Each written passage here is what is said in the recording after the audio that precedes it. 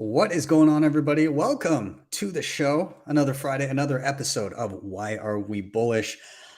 I'm still gallivanting around the globe. I will be home in about 10 days. I've been away for a while now, but it's been fun. And we're keeping it going, even though I'm on the road. I've got an awesome panel today that I'm very excited about.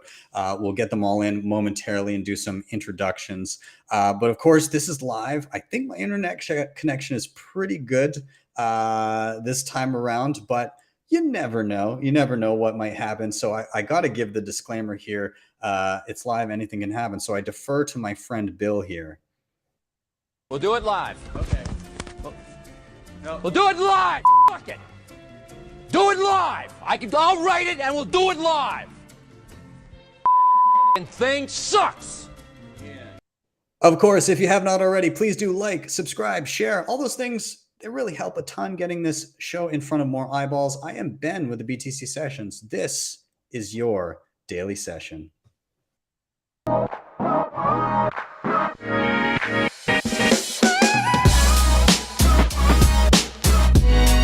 HODL the Bitcoin.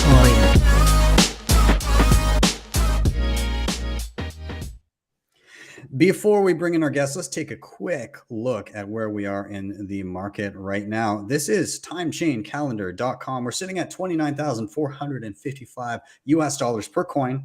A single US dollar will pick you up 3,395 sats.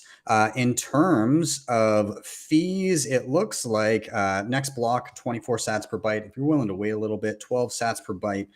Mempool is purging anything just below 6 sats. And in terms of Bitcoin mined, 19.45 million Bitcoin have been mined to date. That is 92.64% of the total supply.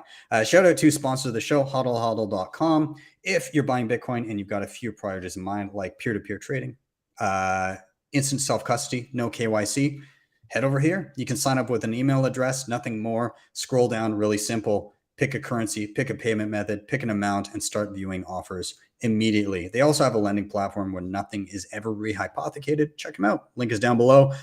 Once you do stack some non-KYC sats, you're going to want to store it with some of the best hardware on the market. I love CoinKite, everything they do. The Cold Card Mark IV is my go-to hardware wallet. They have a ton of other awesome stuff that I use all the time. DApp Signer, Sats Card, Block Clock, OpenDime, coming really soon. The Cold Card Q1. I think before the end of the year. If you want to reserve it or you want to pick up anything else I mentioned, head to coinkite.com. Use code BTC Sessions for 5% off everything in the store. Now, of course, backing up your Bitcoin wallets is important as well. Seedor is one of the most robust hardware steel solutions to back up your seed phrases on the market. The disk and capsule is just basically keeping your seed phrase resilient to fire, water, corrosion, all of that stuff. Their starter pack will get you started with this big ass mallet, all of the characters and everything you need to store and secure 2 full seed phrases. So check them out. There's a link down below, Seedor, and I was super glad to meet those guys in Prague when I was there. If you're looking to go beyond single sig and you want to dive into multi-sig, in particular assisted multi-sig, Nunchuk has got you covered with their Honey Badger. You can set it up really simply on your mobile device with things like the Tap Signer, Cold Card, and a ton of other hardware options. They hold a single key. You hold the rest of the keys in a quorum. They are your signer of last resort. They have baked-in inheritance planning, and it's no KYC, so you can set it up without any personal information necessary. So check them out as well. And the last shout out, Start9, your sovereign computing solution. You can run your whole Bitcoin stack, Bitcoin Core, Lightning, mempool.space. You can also host your data, files, passwords, photos, Nostr relays, and clients, all kinds of stuff. They're knocking it out of the park. They have entry-level devices all the way up to what I'm using, which is the Server Pure, which is a beast. So anyways, check them out as well. Links are down below. Anyways, enough of my rambling. I need to get in all of my guests here. I want to welcome Roman. I want to welcome Giacomo. I want to welcome Ioni. And I'm very excited to have all of you here. I think a quick round of introductions is in order before we get started. And then we'll just dive right in. Anyways, Roman, I'm going to toss it to you. We met at a gym in Prague. in a hotel, and I came in for a workout, and you were there, and we got chatting, and here we are. But good to see you, man. Can you give yourself a little introduction for anybody not familiar? Yeah, thank you for being here. It was so funny to meet you in the gym because you didn't know me, and I recognized your hair color, and I thought, oh, that's the guy from BTC Sessions.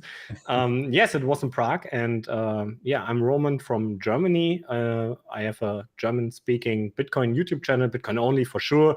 No trading, no altcoins, and all that stuff. It's more about economics and sometimes technical part, and for sure all the mind-blowing things Bitcoin will bring to our society. So yeah, I think it's most orange-pilling YouTube channel in the German area, but it's focused on German language. Like yeah, it's very rarely that I speak in English.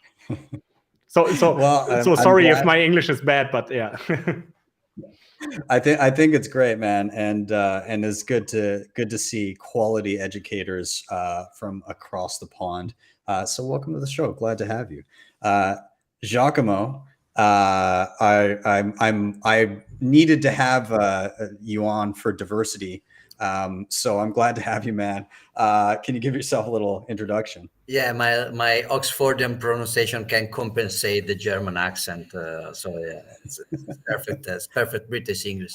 So of course I'm Italian, not English speaking, not native English speaking as well. In my fiat life, I had a degree in physics, and I was working as a technology consultant in Accenture. But then in 2013, I went Bitcoin only. I did several things. I participated at the launch of a green address that then became Blockstream Green.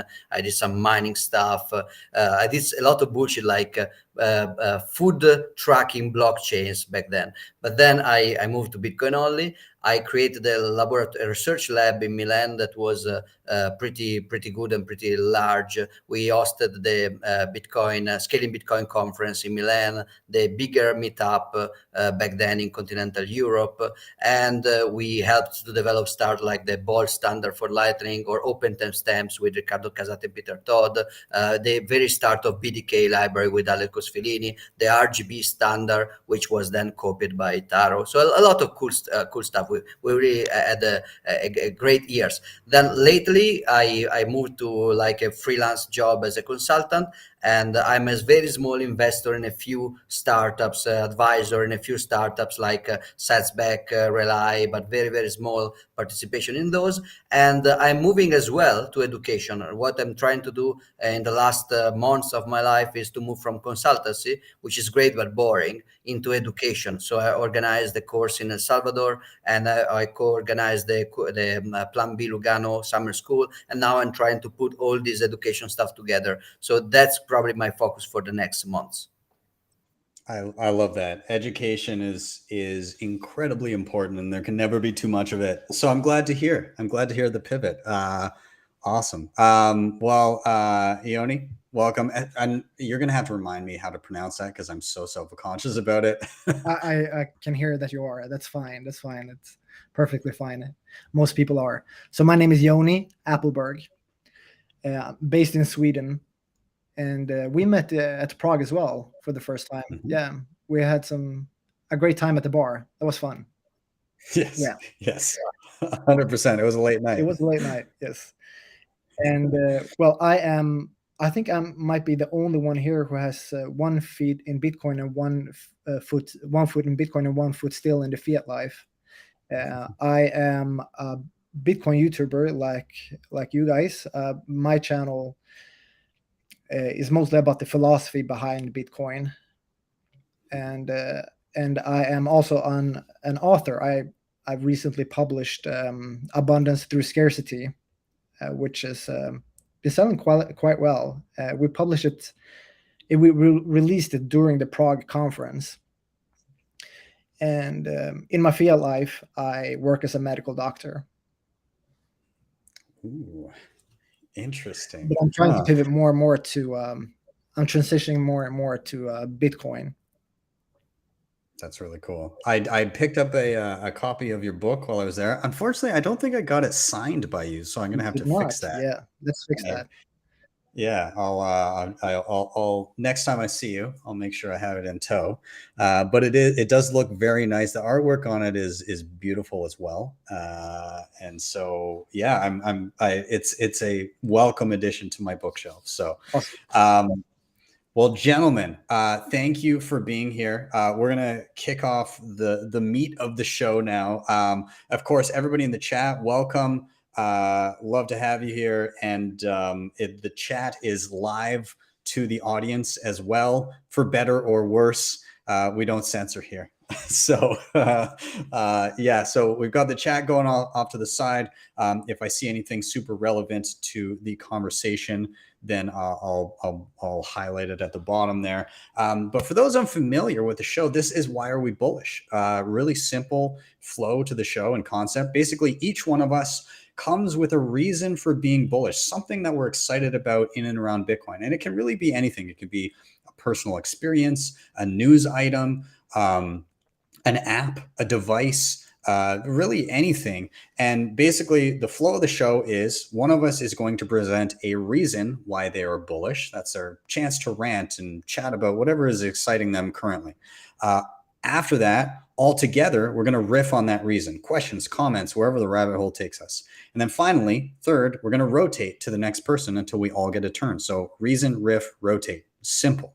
I will get us started this time, and I'll reiterate to the panelists, I always have to do this just in case, but make sure you don't drop your reason early. I will explicitly ask you why you're bullish. So I'm going to start off with my reason for being bullish, and then we'll just start riffing here. So I'm particularly bullish in and around human rights with Bitcoin as a tool for that. And I say this because I've kind of started working more closely with the Human Rights Foundation and trying to assist in wherever Bitcoin can be a useful tool in those instances. So there's a lot of times where there's dissidents in a particular spot where they might have the threat of censor transactions, shut down bank accounts, all of those kinds of things. And obviously,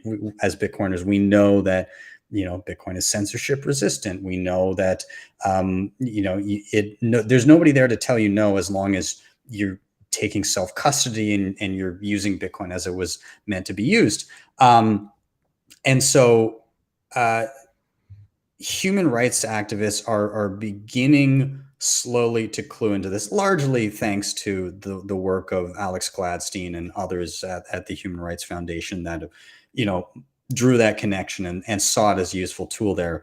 I went to the Oslo Freedom Forum earlier this year wasn't my first time attending, and it was a fantastic event, and it was really cool to see those connections. But in chatting kind of behind the scenes with different human rights groups, I'm kind of selfishly excited about it in the way that I get to relive some of those aha moments where I see people start to piece together like, oh wow, this is actually super useful. I didn't realize that this was a feature of Bitcoin, or even the less positive stuff of trying to troubleshoot, because like Bitcoin is, sure, you can transfer value globally more or less instantly for very cheap, and nobody can censor those transactions. But there's a whole other mess of hurdles that exist once you transfer that value globally. Once it arrives to its destination, depending on the locale, how do you actually utilize that value in a way where you can get what you need locally? And that's very different depending on where you are. Sometimes you gotta figure out some sort of a peer-to-peer thing locally and get the local currency and then get what you need. Or sometimes there are, peer-to-peer exchanges. Sometimes you can just get gift cards. Sometimes you can just go direct to businesses that accept Bitcoin, but it's kind of a mixed bag wherever you go. And so those are the things that in the background are starting to be worked out, are starting to be grappled with. How do we've now got the permissionless, censorship resistant global value transfer available to us. But what the hell do we do with it once we get it? And those are gaps that aren't quite bridged everywhere yet and are going to require work. But what I'm seeing is that the work is being done and people are starting to say, okay, what can we do here? How can we piece this together? How can we do this in an adversarial environment where the government or various organizations don't want us to be successful? How do we work around that? And I think that's something that is incredibly valuable and that is getting more accessible to these people. And those with the most to lose are always the ones that jump onto these technologies first. With the least to lose, like basically like you're already kind of screwed. And so you need to rely on something like Bitcoin. But I see it getting more robust, and I can't give a ton of detail on that because obviously I don't want to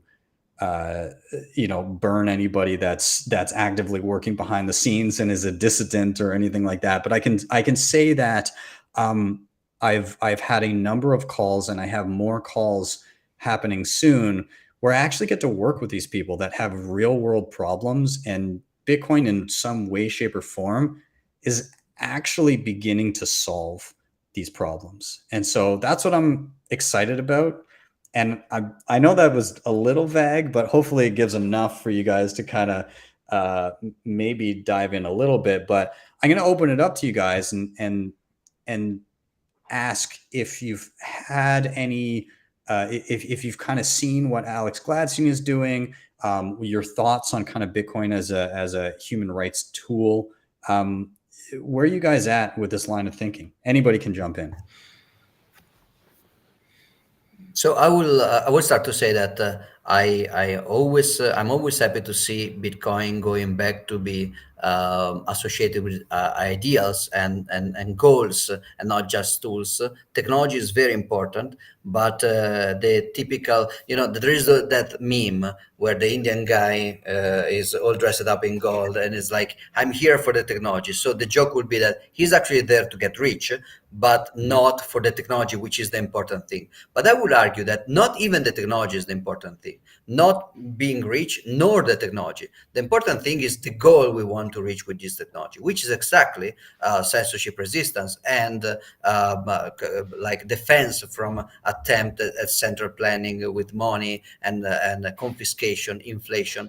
So those are the real ultimate goals. And technology is a very important tool. We have to get back there in order to use Bitcoin correctly, not be confiscated, not to be inflated away, not to be scammed. We have to learn. We have to push ourselves out of our comfort zone in order to learn key management, inheritance, good tools, best practices. So, and we have to vet technical proposals at some capacity. The community has to understand if this fork proposal is good or not. So it's great that technology is discussed, and there is no other community where engineers have the same kind of respect from others as in Bitcoin. But that's the tool. The real thing beyond the tool is the goal, which is exactly individual sovereignty. Another thing that I would say is that usually either you defend these ideas in a way which is very logically consistent and very correct, but not very mainstream, so not very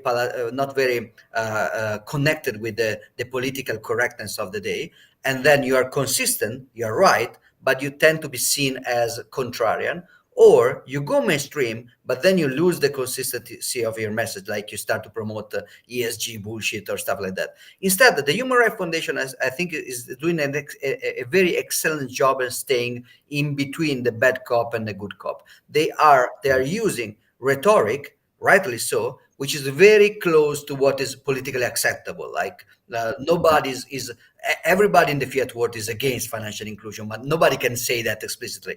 They must pretend they are for financial inclusion, for women rights in the Middle East, or for or against colonialism. So they have to pretend they are those things, and so the rhetoric is acceptable for mainstream politics, but also they are not selling away the soul of what really matters. The people involved there are actually they are not wasting time on some kind of environmentalist or like a racial bullshit. They're focusing on real stuff like privacy and rights. So I think it's a very good reason to be bullish.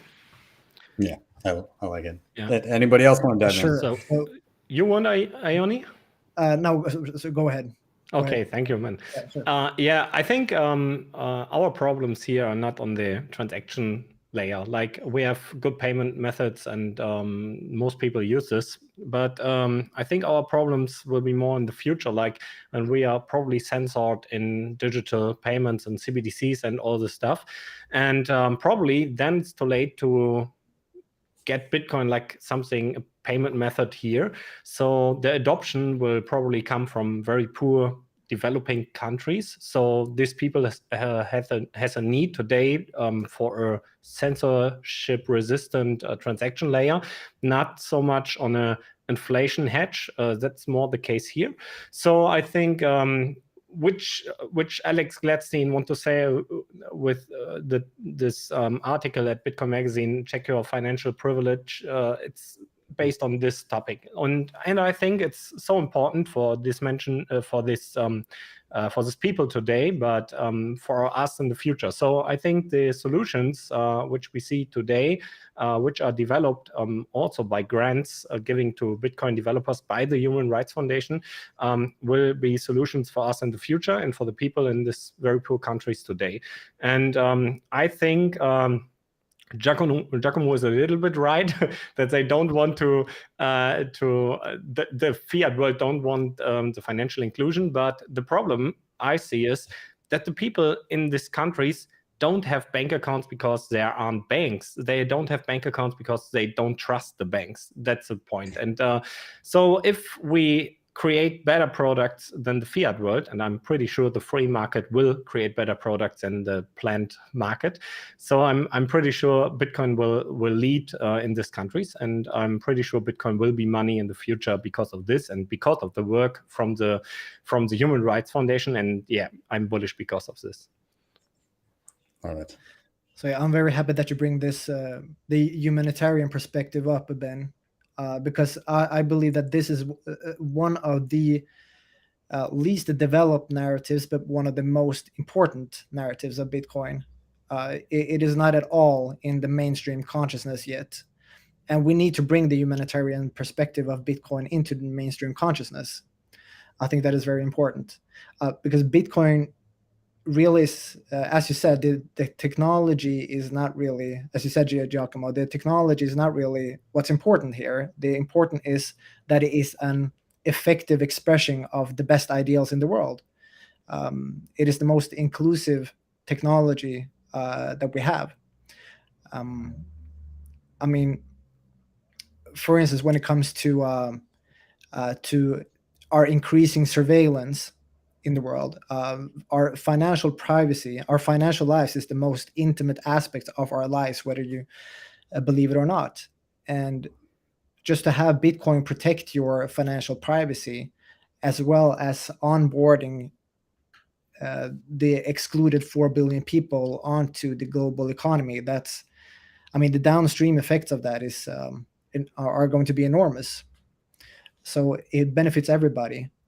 If we can connect 8 billion people on a single open neutral monetary network like Bitcoin that has money that cannot be corrupted to steal from you and that cannot be corrupted to spy on you, that's a new world. That's a world I want to live in, and that makes me very bullish. And we really need to underline this humanitarian perspective. Yeah, I totally agree. And I want to jump back to something Roman said. It's interesting thinking that some of these nations and some of these people in nations where Bitcoin is most needed right now because they're most held back, or they've got the most amount of financial oppression upon them, that they could basically pave the way for what Western countries have to deal with later. Because again, the ones with the most to lose right now will end up being the countries that are the most most in control right now in terms of currency and their ability to manipulate it to extract value from their constituents. Those are the places where, if shit hits the fan, those ones are the ones that are going to have the most of a knee-jerk reaction that can be the most difficult to navigate as a person living there. Or you know, if they take it to that level, yeah, we could stand to learn a lot from how these early adopters that are already in dire straits are using Bitcoin, and learn from their successes as well as their failures, to hedge in the future, to perhaps almost save ourselves a little bit. But I guess we'll see. I don't know. Do you guys think it gets there? Do you think it gets to that point? Who? Well, whoever wants to dive in, I don't know. Do you think we get to that point where we have to look at how the people that are navigating Bitcoin right now, we have to learn lessons from them to I'm pretty sure, because I think Bitcoin is a fair money. Like it's not equal to everyone; it's fair to everyone. So people which are diving in today are these people with the biggest need today. So I think these are the biggest winners from Bitcoin. Like, it's going up forever, Laura, and when it's going up forever, the early adopters are the biggest winners. So the people with the biggest need are probably the countries and the nations and the people which are today the poorest people, and probably Bitcoin will bring a little bit more fair level worldwide, and new opportunities for example, monetize energy in some very poor sections of a country where no electricity is today, and so on. So I'm pretty sure we will learn a lot of this, because we are in such a privileged situation today that we don't see which problems our fiat system will bring us in the future. And I'm pretty sure this will be, for a lot of people, very hard to realize, that they probably missed this very important technology. Yeah, I think so. Awesome. All right. Well, I don't want to spend too much time on my topic here. What I will say is, if anybody hasn't kind of seen what the HRF is working on and what they've been doing, go check them out. Also, if you get the chance to visit the Oslo Freedom Forum next time around, I think they're doing it in June next year. It's well worth attending, and it's really kind of cool and refreshing as a Bitcoiner to go to an event where Bitcoin is present, but it's not a Bitcoin event. It's just there in the background as a tool because it's relevant. And I think we need more events like that are not Bitcoin events, but Bitcoin is there because it's useful in some way, shape, or form. But anyways, I'm gonna kind of put a pin in that one. And we're going to rotate through. First of all, again, thanks again to everybody in the chat. Love the messages. Keep them coming. And give this a share. We'll get even more people in here. But we're going to do a rotation. I'm going to toss it to actually Roman first. And I'm just going to cue you up with the simple question. Why are you bullish? Take it away. Yeah. I'm bullish because the whole financial sentiment is changing about Bitcoin, like the financial giants. They think, there are good sides on Bitcoin which we can use, and that's correct. I think everyone can find a good thing on Bitcoin, but like to reference to Alex Gladstein again, like in his book title, it said Bitcoin is a Trojan horse for freedom. I don't think they realize this. And yeah, probably they think they can control Bitcoin, but they can't. And I think it's a Trojan horse for us, for everyone. And now they think, yeah, we bring regulation and all this stuff and bring this right up. And I'm bullish because, so I think we have some partners, some Bitcoiners in there, like in the SEC. I know it's a not very common view on this, but I think Gary Gensler is something like a Bitcoin maximalist. Everything he's doing is kicking out all this altcoin stuff, this gambling stuff, or bringing this in a regulation in a very regulated part, and he's kind of defending Bitcoin from created by individuals or institutes like create paper Bitcoin because they are not backed. They sell probably Bitcoin spot ETFs which are not backed by real Bitcoin, and so he's stopping these spot ETFs, and he's saying, hey, make it sure that this Bitcoin ETFs you sell are really backed by Bitcoin. So I think this is kind of defending Bitcoin's natural, this 21 million, you know what I mean? So I think that's not far away from which we hope when Bitcoin is going to the giant financial industry, that I think this is one of our biggest risks, that we get a lot of paper Bitcoin, that we blow up the market with Bitcoin which are not really there. And I think the SEC is defending this a little bit. So this is my view on this, and I think we can be bullish on this. The IMF says, okay, let's forbid Bitcoin. Let's find rules with Bitcoin. We learned we can't ban this. China learned this by banning the mining and making nothing except of proving Bitcoin is resistant. So I think in the end, we can be very bullish that Bitcoin is going to the mainstream like this. But this is probably a question to you. Do you think we reached the mainstream, or is this just knocking on the door and we will be kicked out soon? Interesting. So somebody in the chat, Mark said, is Gary a closet Bitcoin maxi? I think he's an overt Bitcoin maxi, more or less, in terms of like his view on, what's the secure. I mean, I don't know. I'm a little torn on Gary. I think Mr. Gensler is. I think he's just saying it how it is. Like if you, whether or not you agree with what the SEC does, the rules as they're laid out, if you're going to go by those rules, it's pretty clear what's a security and what's not. That said, I'm also torn on the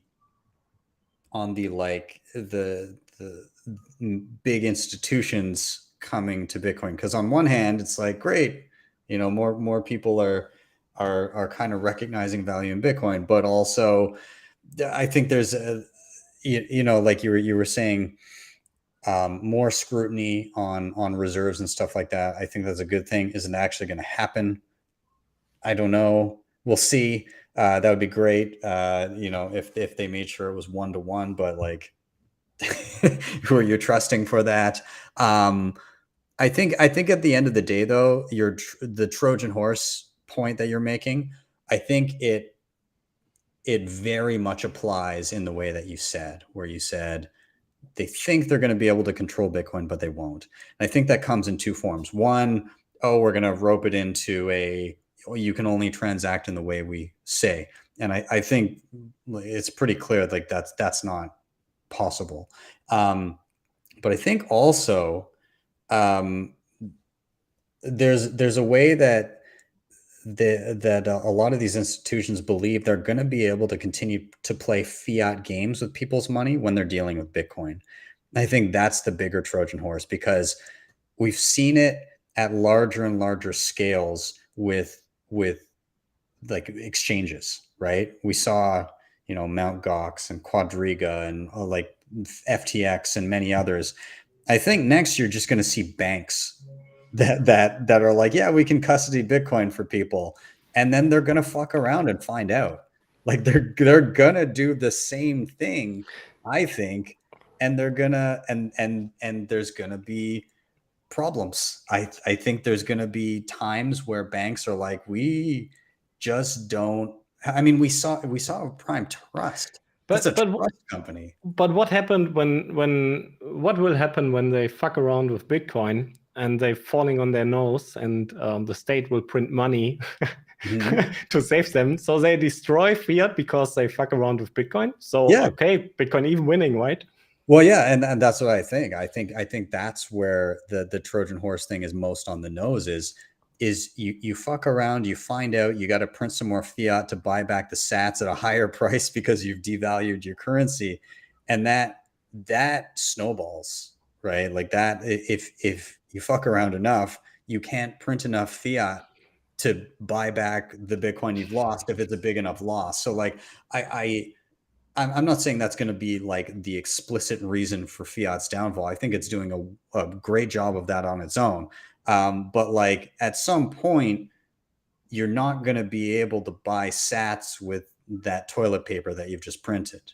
And so, like there's an end game to this is what I'm getting at. I'm curious what I want to hear what Ioni and Giacomo have to say. I mean, ultimately, Bitcoin doesn't care about financial institutions. Still, we have to zoom out and look at the larger perspective. And like, if in the process of a hyper Bitcoinization or some sort of Bitcoinization of the economy, I mean, it's inevitable that financial institutions are going to get involved. Like, and we are at that stage now. And I think that Bitcoin is ready for it. In the early stages, in the beginning, Satoshi did not want WikiLeaks to use Bitcoin because it had not matured enough to withstand potential attacks. But I believe now that Bitcoin is big enough to withstand attacks, and it is big enough to withstand scrutiny from financial institutions.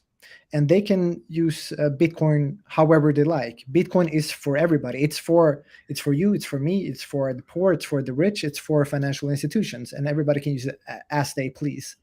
And this is just one of the many, let's say, milestones on the road to a more significantly Bitcoinized economy. And it might, in the longer term, not be much of a milestone, but I mean, to us now, it seems that it might be, if not for anything else, as you said, Roman, that it really brings Bitcoin into the mainstream. It's a new vehicle to really bring about Bitcoin's presence in mainstream society. Mm-hmm. I agree. Giacomo? I was going to answer to this question, but then I noticed that you defended the Greek beaches over Italian ones in the chat, so I'm just leaving the stream right now. And no, I'm joking. I don't believe in nation states, so it doesn't matter to me.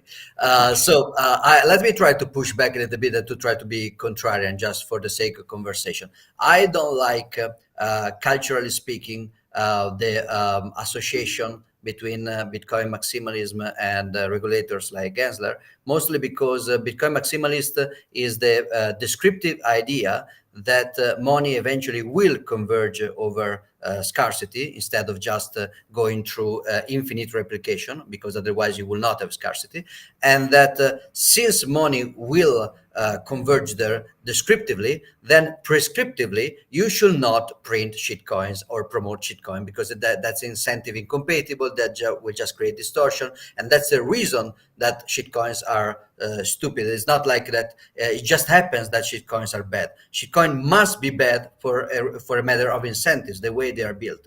But this is a market process, a market selection process, trying to give it a help, a push from a central party that will centrally push toward this final selection will not just not help in the long term, but will also produce opposite effects. For example, let me put it this way. I think that the U.S. regulators are bear much of the responsibility for the existence of shitcoins themselves. In which ways? One, they print money so people cannot save in money, so everybody is forced to invest instead of saving because you cannot just save anymore. So you have to over monetize everything, from real estate to artwork to everything. So now you create the push to over monetize everything. Now people can monetize maybe stock markets and enterprises, especially during technological evolution, like in the last decades. But then you prevent them from doing so because the average Joe cannot invest in public companies because maybe they are not qualified investors. If you are from outside the US, underage, you cannot participate to any regulated market. If you're not rich, you cannot invest in markets. So if you want to save and then invest, but you are not already rich and privileged, you just can't. So first, the regulator will push you to overinvest, also cutting interest rates and forcing you to invest. Then it will cut you out of regulated investment, and then they will be surprised if some new thing like Bitcoin will create a huge wave of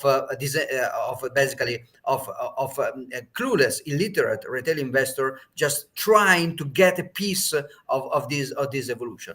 Not just that, which is a very general discussion, but also in particular, Gary Gensler may be now anti-shitcoin in some degree and Bitcoin positive, but then again, he was the best buddy of Sam Bankman-Fried just a minute ago. So I will not give him a super free pass about like a very, very careful selection. Let's say this is I'm saying this. I'm pushing back for as a devil's advocate because my feelings are a little bit more complex for at least three reasons. One, as Roman said and Yanni said as well, everything is good for Bitcoin, even bad things. They will just make Bitcoin stronger eventually. So even if Gensler now use the power of the state to shut down centralized shitcoin, then he will come after Bitcoin, and I think eventually he will. But then eventually he will lose anyway because of the things we have said. So everything bad is still good for Bitcoin. Second, this is a matter of freedom versus virtues. Like I don't think that we can discuss nutrition and we can say industrial sugar is bad. Like seed oils, let's say seed oils, like very maximalist. Seed oils are bad. And we will say, no, we're fight. They are bad. No, they are good. They're bad. And I will say they are bad. And I want to say they are bad. And if I say they are bad for a few years and then I'm proven right, they were actually bad, I feel psychologically and professionally gratified. But if government is starting to forbidding seed oil, creating like an underground network of seed oil speakeasies, I mean, I will just, this is the best way to turn me into a seed oil crusade. So the point is that shitcoin should die because people will learn from mistake and suffer and reason. They should die for a market process. Could be very slow, very confusing. We can help this process by educating, by explaining, by keeping moral standards. But the violent arm of the government pushing for the selection, it may work in the short term, but it never works in the long term. In the long term, you always get like opposite results. In a sense, you get basically distorted incentives that will make everything you want to make it right, you will make it bad. For example, like always, right? You make drugs illegal. Oh, now you will save people from drugs. No, you will just push drugs into illegality where they will be cut with bullshit and kill more people. You want to make, but that's basically everything. When you centrally plan, you fuck it up. So so eventually it will be good for Bitcoin. And I know that we should defend the principle that shitcoins are bullshit, and we should stay clear from those. But I will never cheer for a state intervention in that. Yep. I want to say two things on this. So first, I would agree to you. We should never trust any politicians or government guys. Like so, we should be careful all the time. But I have a different opinion on Gary Gensler, also on this stuff with Sam Bankman-Fried and so on, because so. For sure, the largest exchange in the US has contact to the SEC, for sure, right? And so you can't look that deep in a 9 billion exchange that created from nothing in just 1 year. You can't check all the processes which are going on there. It's just a big cloud. Like, I think they found out they had a USB stick with with private keys worth of $200 million in a table, in an office table. What the fuck? So how do you can realize this like the chief of the SEC? It's not possible. So I don't know how deep he was really involved in this. So yeah, probably he met him and so on, but I don't know. I think all Gary Gensler does, if we have an really like an let me check the word. If we have an objective point of view on what he does and just see what he's doing, everything. So if a Bitcoin maximalist would have his position, I think he would doing exactly these things, right? But in the end, you are totally right. We don't need regulations for a free market to which bringing Bitcoin out like it's the hardest money. Yeah, everything else will crash and all the shit coins with a single point of failure will fail. So it's a market decision in the end, not a regulation decision. And yeah, and I'm totally with you on this point. Interesting. I think again when it comes to Gensler and everything, it's I often find myself again agreeing with the words but not the apparatus with which he's a part of. I think in general I tend to err on the side of it would be better if everybody were left to their own devices to make their own mistakes. Obviously, fraud is fraud.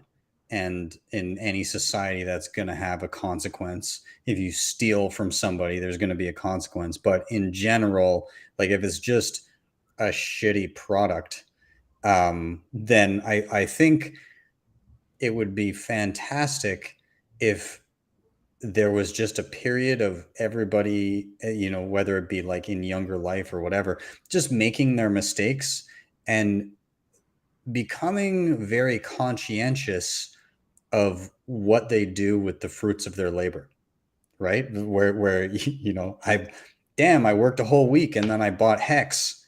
Shit. Like that, like I think that needs to happen to everybody at least a good handful of times so that you can actually think before you spend your money. Like I think people need to experience that. And when you have, I guess to Giacomo's point, when you have somebody saying, no, you're not allowed to do this, you in part, you're probably going to go do that.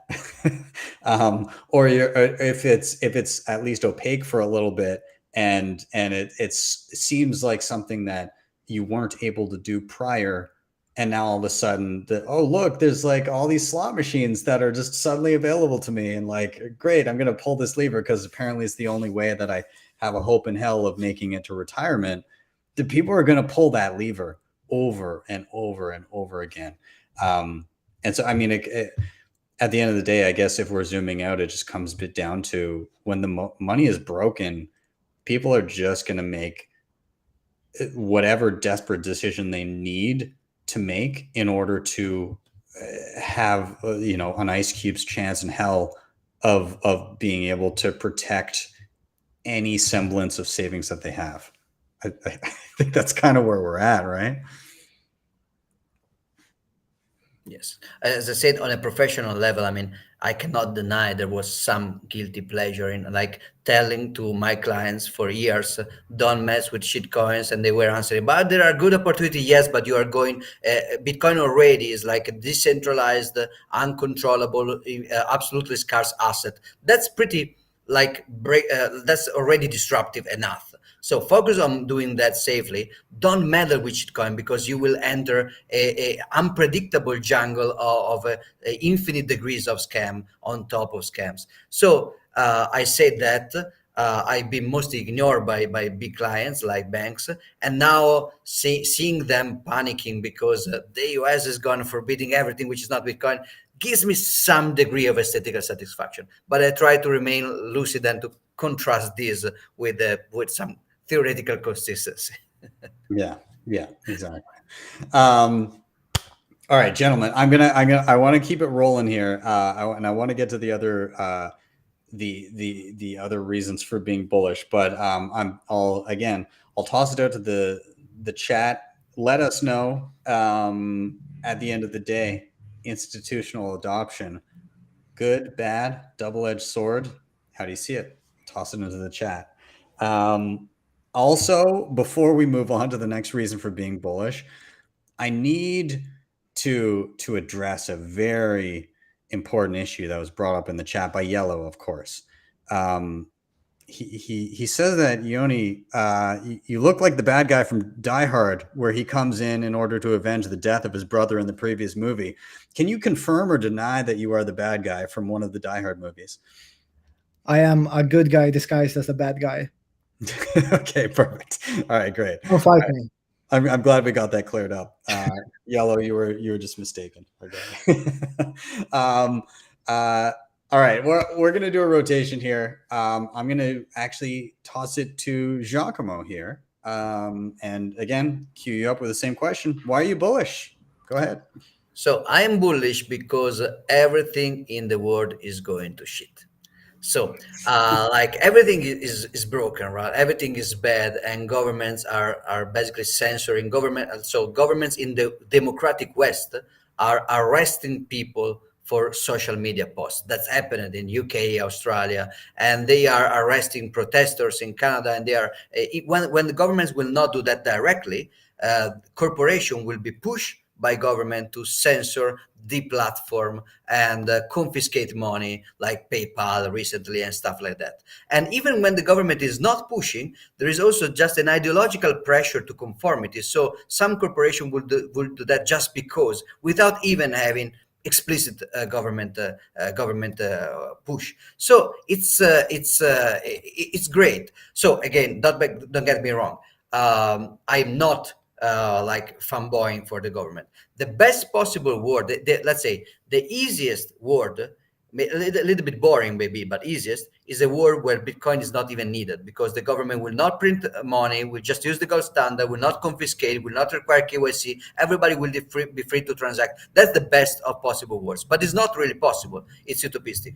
The second best word is a world where the government will try to stop us, and we strengthen Bitcoin, which is anti-fragile and thrives in attacks, and it will become stronger and stronger. The worst word is a word in which Bitcoin seems to be useless, because it seems like the word is peaceful, and then after you let it go and you let it become complacent and weak, then they will attack and destroy. The example I will give, and then I stop, is the internet. The internet was conceived at a time where nuclear threat was actually felt, but privacy was not really important, so there was not encryption built in, and it was commercialized in the 90s, where there was no concern about centralization. Like it's all fine. Let's just centralize everything, because the 90s were a very optimistic moment in which, I mean, the government will never spy on you, and only the cypherpunks were fighting back to a degree. So we have to avoid that. We have to avoid years in which the honeymoon between the Bitcoin and the mainstream will go on so much that we will forget non-custodial, we will forget self-custody, non-KYC purchase. We will forget everything, because it looks like they are never going to attack us. And when they do attack us, we are just weak. We didn't learn the best practices. We didn't teach the best practices. We didn't develop tools. So, like for example, mining. Now mining pools are requiring KYC, but that's inevitable. The thing is that this pressure of censorship will push people to do Stratum V2 or a Lightning payment or Covenants or ARC, everything which is happening, which is good. It's a second degree effect of censorship attempts. So let's keep it coming. Please, government, keep censoring and printing. We need you. I like this line of thinking, and it makes me think that a lot of the privacy guys and a lot of the uncompromising zealots on Twitter are probably right. Like those guys that are like that are uncompromising, even if they're not 100% right, they're directionally right, and because they're so far in one direction, not everybody necessarily needs to be that person, but the importance is that they're pulling the average, they're pulling that Overton window towards privacy practices, self-custody, self-verification, running your own node, all of those important things about being, a first-class Bitcoin citizen, we'll say. They're pulling that average over. And I think that's important. And so that's why I try, I put up a video a few weeks ago where I'm not that guy to like try to orange pill my waitress or something like that. Like there's a time and place, and I'm not that. I'm the person further down the funnel. Like people get interested in Bitcoin and then they figure out how to use it, and I'm there. I'm not the person to like, annoy random people I just met 3 seconds ago. But I was with some people that were those people, and so they were like, they managed to get this waitress to say, okay, we're all gonna give you some sats, and then we'll post something online, and maybe other people will give you sats, and they'll send you some Bitcoin. And so like I think I had about 30 seconds to get this person to be like, yeah, sure, I'll do that. Otherwise it wasn't going to happen. And so like the good choice for Lightning would have been like, let's get you Phoenix Wallet. Here's a 12-word phrase you're going to write down, and you're going to back that up later, and blah, blah, blah. And like that there, it was more time than I had. And what I mean is there was more time than the person was going to give me. And so it was like, okay, all right, well, I guess Wallet of Satoshi it is, which, obviously like in my head, I'm like, okay, all right, I guess. But I caught shit for that. And, I don't take it to heart. It's fine. I get it. I also wasn't that worried because I was like, this person will have a touch point. They'll probably she ended up getting like a few $100 from random people on the internet. And now she's, curious about Bitcoin. She may not have the Bitcoin anymore. She may have like used it to pay, her credit card or whatever the hell it was. We have lots of stuff to do that in Canada. That's besides the point. This person now has a touch point with Bitcoin. They had a few $100. They'll probably look back in a few years and be like, oh my God, I paid a credit card bill. I could have had like $20,000. So like, that's kind of the point. But nonetheless, I caught a ton of shit for like not doing the most robust like self-custody option.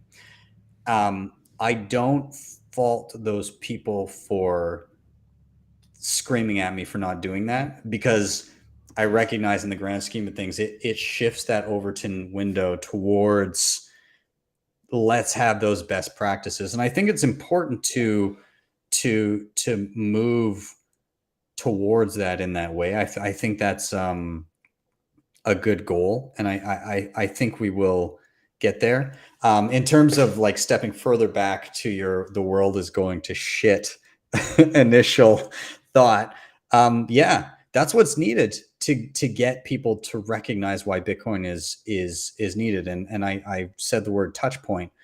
There are a whole lot of people in Canada that got their first touch point of, oh, Bitcoin's useful, in a place where I never thought my bank account would be shut down. Suddenly it happened. And so while I don't think that all of those people are instantly Bitcoiners, they just saw a very real world example of why it's useful. And that was a pretty impactful first touch point. And a lot of people don't even fully know that actually most of that money is like it got directly to those people. Some of those people may have lost it. That's a touch point in and of itself. They have custody of it, or they had custody of it. They may not ever claim it, but sure as hell at some point they're going to look back and be like, somebody gave me like a whole bunch of Bitcoin, and now that would be worth $100,000. Because it was I don't know if you guys knew, but like each individual trucker that got one of those packages, it was $8,000 at the time.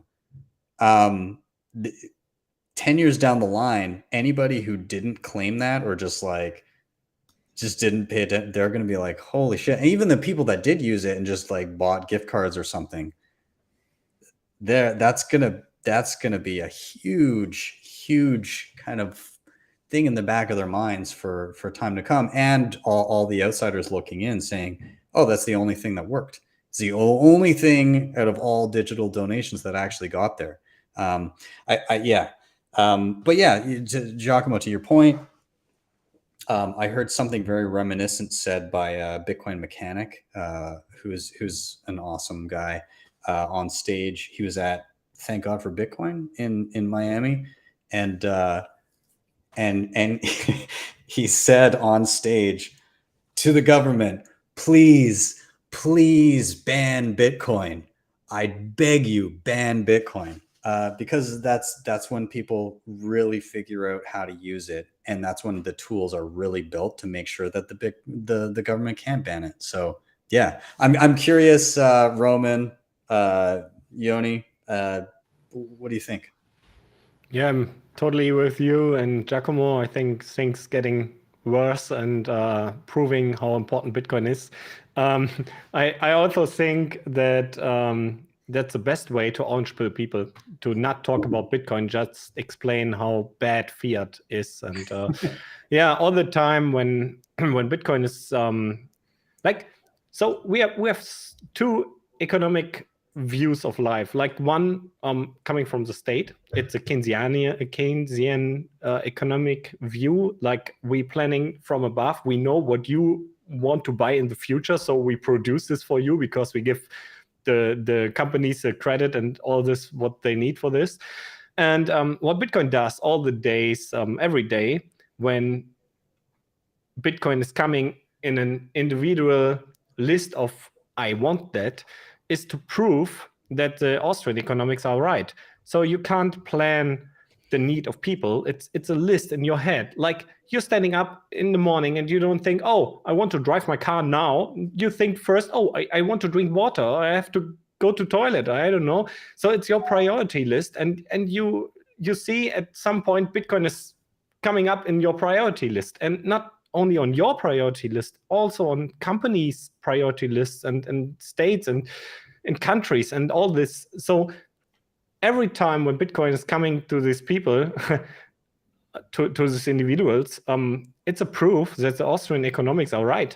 And I think if the things from the fiat world, from this planned centralized world, are getting worse and worse, people create a list and Bitcoin is coming up there, and you have the proof, yeah, you need Bitcoin. So I think it's good that it's a slow process. If our structures, like our centralized structures, which we have today, are falling too fast, I think it's dangerous, because probably centralized parties will take over all people which don't know Bitcoin, because they think, oh, there's a guy which tells me I bring you new jobs and everything, and yeah, okay, I kill a few million people for this, but hey, you have jobs, so what the fuck? So the people probably will say, yeah, I like your ideas. So we saw this in different parts in our history. So I think Bitcoin has to come very slowly to our society, and we need to bring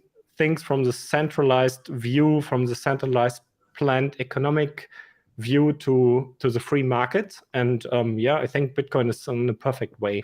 And I'm totally agree with Giacomo on all these points. Awesome. Ioni, go ahead. Yeah, sure. I think it's important to realize that a lot of people want Bitcoin to happen as fast as possible, but I don't think that that's a good idea for several reasons. And one of the reasons that I usually mention is I make a comparison to psychedelics in the 50s and 60s and 70s. Like, if you look back at what happened to psychedelics in the 50s and 60s, we were researching psychedelics. And I might just preface this by saying that I am also a psychonaut. That is a very big part of my life.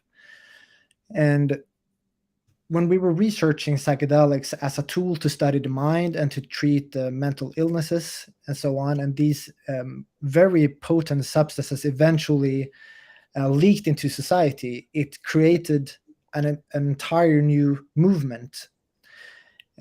People consumed these substances and saw things about society and reality that they had not seen before.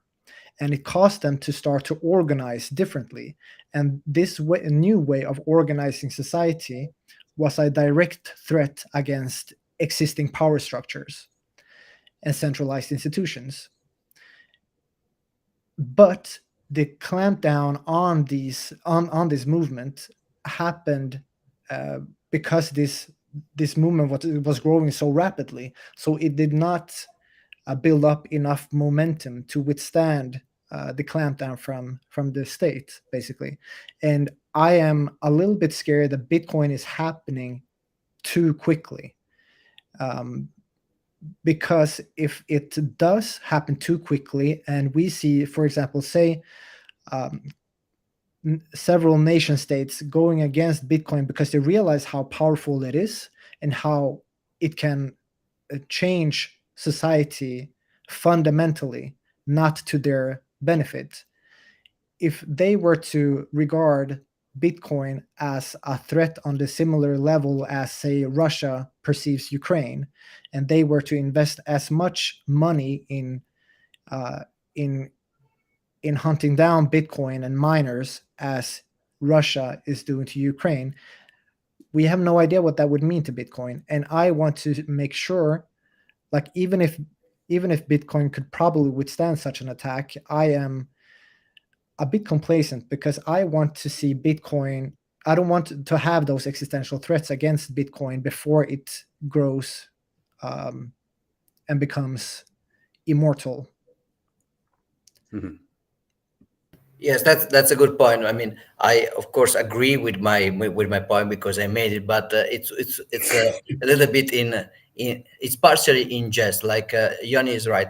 There are two ways a complex organism can die: either because it is attacked too soon, which is again like Ioni's example of Satoshi not wanting WikiLeaks to use Bitcoin too soon. So if you attack, if you have to grow up a baby, and you will never expose him or her to any kind of adversity.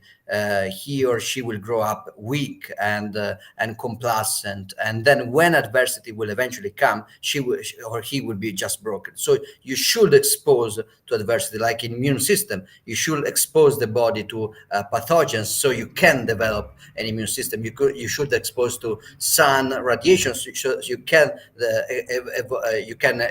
produce melanin. But on the other side of the spectrum, if you expose the baby too soon, too much, it will just die. So it's a complex equilibrium. Probably at the beginning, Bitcoin was risking to be attacked too soon. With legalized mining into corporation like Marathon or Foundry and Antpool, or with KYC exchanges and ETFs, I'm starting to think that we may be in the other direction, in which people do not like. Again, people are using custodian wallets because they're practical, because it's still very hard to do Lightning without custody, because you need the first transaction to receive. So it's still complex. But people are doing that because right now there is no reason not to, because your money will not be confiscated right now. So I agree with Ioni that we have to stay between the excessive attack and the excessive complacency. But maybe right now we are in a phase of too long honeymoon. Of course, the problem is that attacks are good for Bitcoin, but they are bad for individual Bitcoiners. So, of course, we have a conflict of interest here. We want Bitcoin to be attacked rhetorically, and I agree with Bitcoin mechanics. But yet again, I don't want the state to attack me right now as a Bitcoiner. I don't want to have to hide, to shut down my business. So there is a conflict of interest, which, I mean, it's good because it is not in our power to. We don't have to. We don't get to decide how much of the attack we will get. So my attitude would be everything is good for Bitcoin. You give me some more honeymoon, I would use it to build my business, to educate people, to spread the word. You give me more attack, that's good for Bitcoin. So either way, we win. So that's cool. Yeah, it's interesting in instances where the attack comes suddenly. Like you quickly realize, like, holy shit, I've got a bunch of stuff I really should have done. I should have been much more organized than I currently am. And I think a lot of people realize that, and that's why I don't.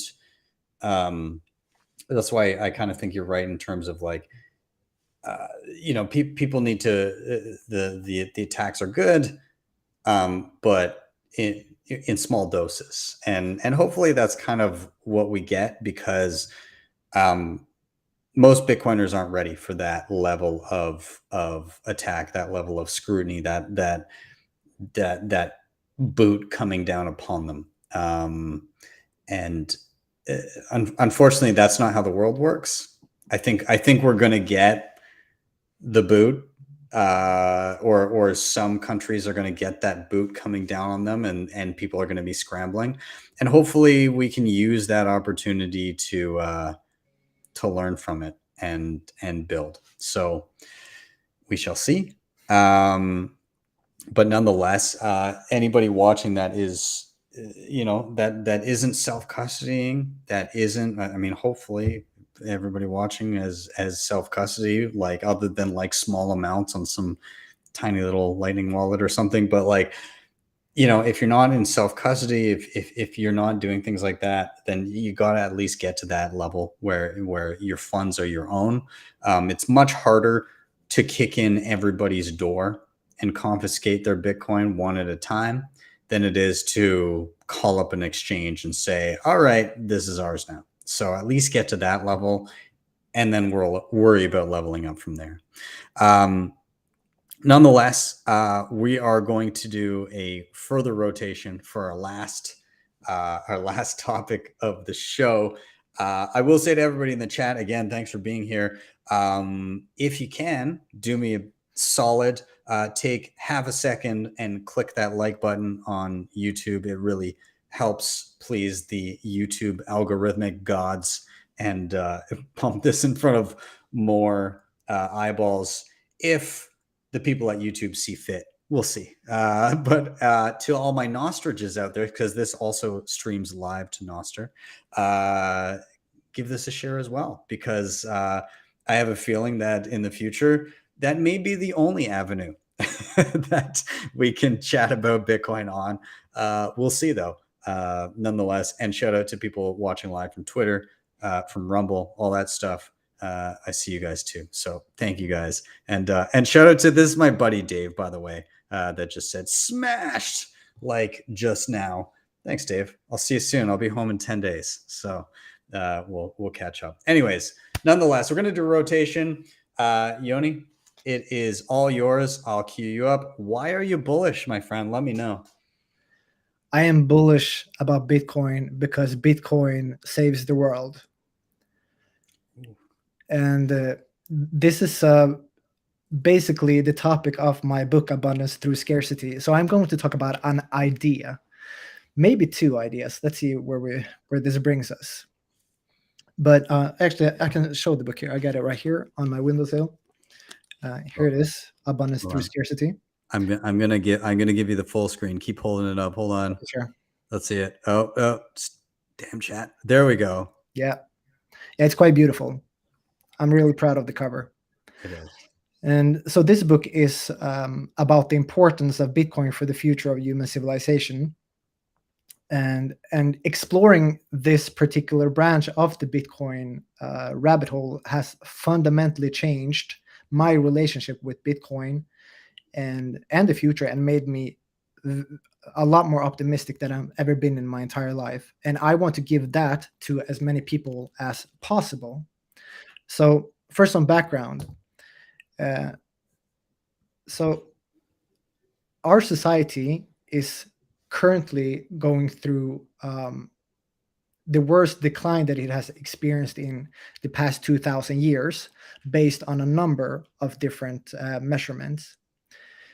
Poverty, inflation, social unrest, bureaucracy, and surveillance are on the rise. Institutions are failing. Our psychology is declining, and we have a global mental health crisis. Our hopes and dreams are getting smaller and smaller.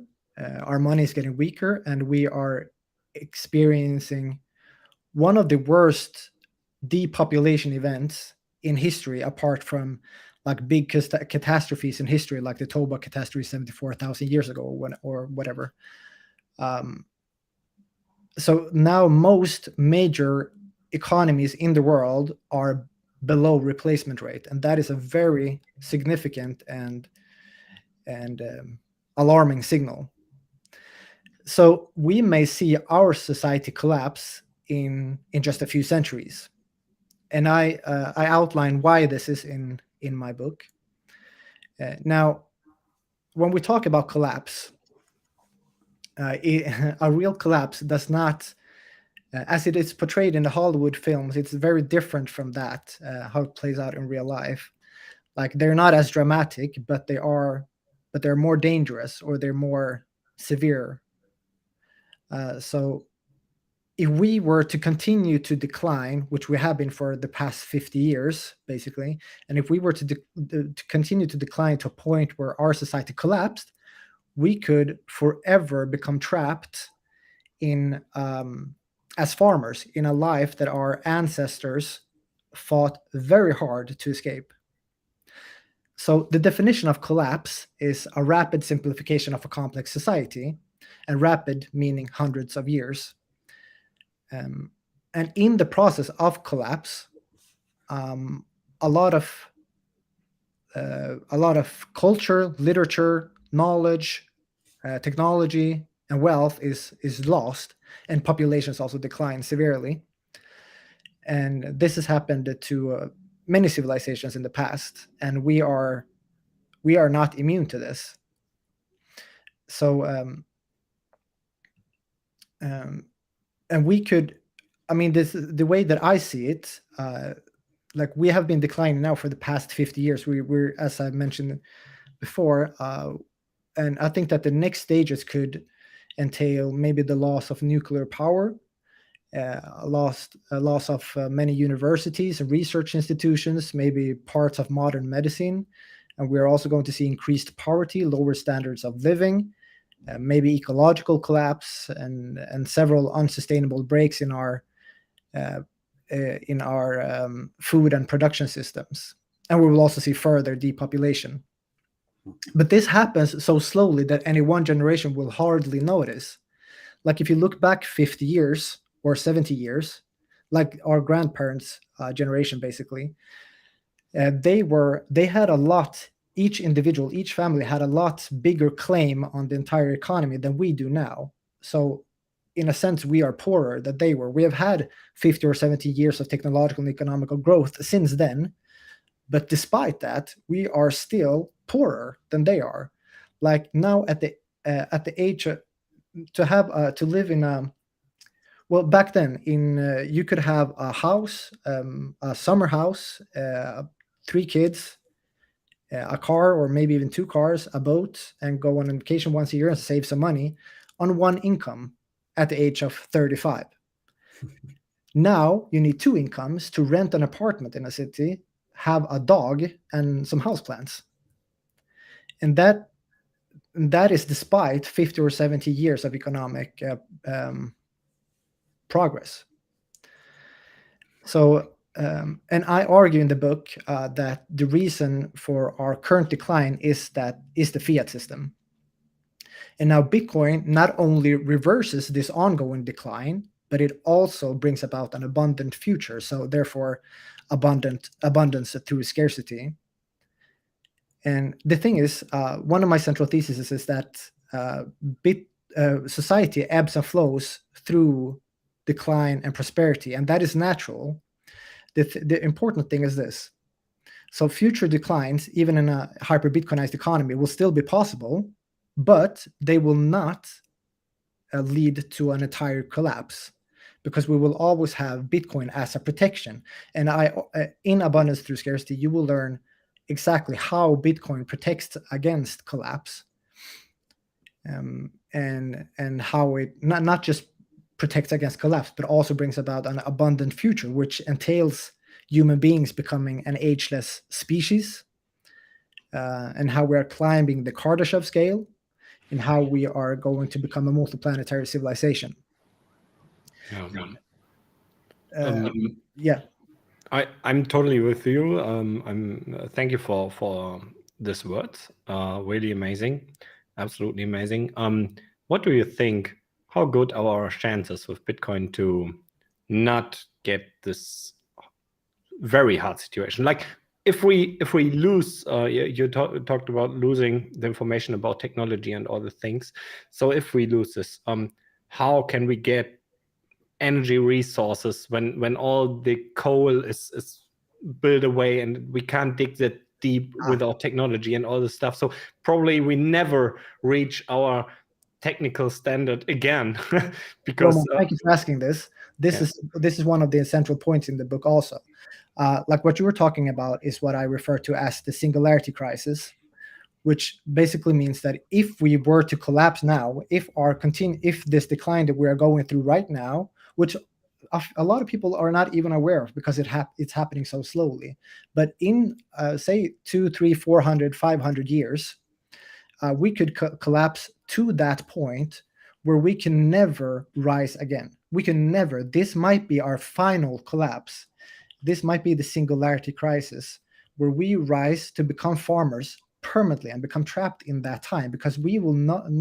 Now we will have exhausted a lot of the easily accessible resources, and when we have depleted a lot of the easily accessible resources, we will need a lot more like industrialized technology and digital technology in order to be able to progress at all, and we won't have that if we collapse now. So this is our shot. We need to reverse this decline. We cannot collapse a second time or like another time. We cannot afford it. Yeah. And it is really crucial that we do not collapse. And I believe that Bitcoin has really come in the 11th hour for that. Because if we look at, for example, the Roman Empire, it took them 500 years to collapse, 500 years. And no single generation in the Roman Empire essentially realized that they were declining. And when they collapsed, they didn't even know that they had collapsed. They just disintegrated. They had become a much simpler society over time with a lot fewer people. But so Bitcoin plays a key role in our evolution as a species and civilization, because one, it protects us against further decline, and two, it changes our psychology, our collective psychology to become future oriented, and third, it enables us to build the kind of future that we actually want. Without Bitcoin, I don't think that we can become an ageless species or become multiplanetary or climb the Kardashev scale. Yeah. So in Abundance Through Scarcity, again here, in Abundance Through Scarcity, my goal is to paint a high-resolution portrait of this future from first principles reasoning. So it reads like a sci-fi novel, and it has some stunning artwork. It's not just the cover that is great. It really has some stunning artwork. So it reads like a sci-fi novel, but it really is grounded in very real philosophy, economics, history, mathematics, and cosmology. So it really is a collection of big Bitcoin ideas. And as I said, it begins in the Roman Empire because the underlying theme is the rise and fall of civilizations in the past and in the future, and also in outer space. So also explore the Fermi paradox with relation to money and collapse. I love that. I think, well, one, it reminds me of it's like Bitcoiners as a whole are Harry Seldon, are like the what's psychohistory of Asimov. Yeah, exactly. It's kind of like basically using mathematics to predict the downfall of a particular society, except for like with fiat mathematics, it's just super easy. It's just nobody's bothered to do the math. But secondly, like again, like the Fermi paradox, the great filter theory of like, why haven't we seen other societies yet? And is the ability to have like actual like digital scarcity and the ability to actually rein in fiat, is that one of those factors that prevents societies from being able to ascend to the ability to traverse the galaxy? Like they implode before they get to the point of like being able to visit others. So if we start from first principles, every civilization will want to expand. Mm-hmm. And if they want to expand, they will construe some sort of economy. And that economy will naturally ebb and flow through prosperity and decline. And that decline will eventually cause a collapse, unless they have a protection against collapse. And if they collapse enough times, they will have exhausted their resources. So eventually they will not be able to rise again. And this is the singularity crisis, which could explain why we haven't seen anybody. I have another thesis. Probably there are aliens that want to destroy civilizations by implementing central bank currencies. Yes. That would make such maybe that's the threequel to Avatar. They just use fiat. Yes. And then Pandora Absolutely. just collapses in on itself. Yeah. It's a powerful weapon. We don't need to conjure like being able to produce black holes and to engage in interstellar warfare. It's enough with just imposing fiat systems on civilizations. Yeah, they destroy the whole ecosystem, everything they live in, everything is destroyed at the end. Exactly. Can you imagine that? There's like the threequel is like, have you guys heard about the US dollar? Forget your black hole producers are in here. Exactly. Game over immediately. I began making videos also based on the chapters in Abundance Through Scarcity, and one of those videos is about Bitcoin as Kardashev Type 1 money, and this is huge. So I finished this video yesterday. It's an 11-minute long video, which I will publish on my YouTube channel soon enough. But I figured we could show just a teaser here, like premiere the intro to the video. It's a 1-minute intro. And I mean, your audience is probably familiar with the Kardashev scale, or what would you say, Ben? Well, I mean, give like a Cliff's note. Yeah, sorry, just a second about this. I really have to tell somebody this. It was in May, and we were at the dinner with Bitcoiners, and some guy was keeping talking about the Kardashian scale, and everybody was just like, oh, "This is very stupid." But okay, go on. But the Kardashian, I think the Kardashian scale, or Kardashian, what's the English word? The German word is Kardashev Skala. What's the English word? No, but the reference there was to Kim Kardashian, so it was like try to repeat the word without reference. It's not the Kardashian scale. It's a Kardashev scale. Kardashev scale, is it right? Kardashev, yeah, we say Kardashev. I think Kardashian scale is like the polar opposite. Polar opposite, exactly. Yeah. Polar opposite, exactly. Yeah. So the Kardashev scale. No. I just the word. I know the Kardashev scale because I've made a video 1.5 years ago to reference to Bitcoin. But so I don't know the correct English word. If it's a Russian name, right? It's a Russian name. It's the surname of Nikolai Kardashev. Kardashev. So in 1964, Kardashev. So in 1964, he construed this three-tiered system of as a measurement of the technological sophistication of a civilization based on how much energy they control. So he produced a three-tiered system, Kardashev Type 1, Type 2, and Type 3. And Kardashev Type 1 civilizations, they are planetary in simple terms, meaning they control every watt of energy that reaches their planet or is produced on their planet, meaning that they have full control of their planet. They control the weather, volcanic activity, even tectonic plate movement, and the orbit around their star. They have also begun to extensively colonize other planets in their solar system. So they're fully planetary. Kardashev Type 2, they are stellar. So they have full control of all the energy produced in their solar system. So they have a Dyson sphere around their sun, basically, a megastructure encapsulating their star, their host star, harnessing all the energy produced by their star, and they have colonized every stellar body, even the asteroid belts, like the Kuiper belt for us, that would be, and the Oort cloud, and they are engaged in asteroid mining, and they have colonies on every planet, and they control the orbit of every planet in the solar system. Type 3, they are truly gods. They control all the energy produced in an entire galaxy. So, and it's difficult to speculate what kind of technologies they would have. They would basically play with black holes and quasars.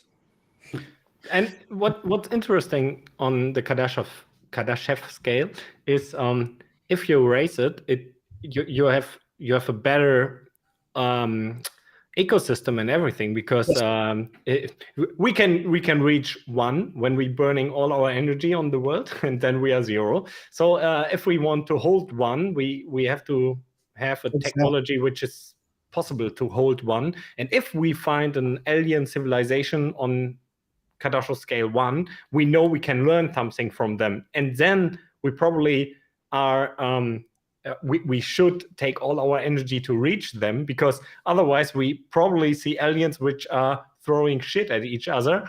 It might be funny, but we don't learn anything from them. Yeah. So there's actually a mathematical formula to calculate where we are on the Kardashev scale, and we are currently around 0.6. So 0.4 points away from becoming a full Kardashev 1. And that might seem like not a lot, but the scale is logarithmic, meaning that we would have to increase our control of power 10,000 fold from where we are now. And that is quite a lot. And Bitcoin is not only a tool for this, Bitcoin is more. How could you measure how much energy a whole civilization is using? You have to trust how much energy Google is using. But Bitcoin is like the log file for the Kardashev scale, because you have the difficulty, and the difficulty adjustment is made by the use of power for Bitcoin. And if we have hyper Bitcoinization and Bitcoin is our money, you can see, you can measure all economic traits, and you can refer this to the difficulty. So you know how much energy the whole world is using. So Bitcoin is our log file for our civilization index. It's mind-blowing. That is a very insightful, that is a very great insight. I love that, Roman. Thank you for sharing that. And so I have begun to make, so the point here is that Bitcoin is Kardashev type money, meaning that it's truly planetary money. And we don't have many technologies that are truly planetary, but we are approaching a Kardashev type 1 level as a civilization by slowly introducing these types of technologies. And Bitcoin, like the internet, are those kinds of technologies. We have internet for information. Right now, I will admit it's clunky, but internet in 200 years is going to be quite impressive, I think. And the same with like Bitcoin. It's very impressive too, because now we have a network for exchanging value on a global scale, and we've never had that before in the history of our species. So, like I said, I've begun making videos based on the chapters of this book. And Ben, maybe we can show just the intro to the Kardashev Bitcoin is Kardashev Type 1 money. Let's do it. All right, here we go. Imagine the far future of human civilization.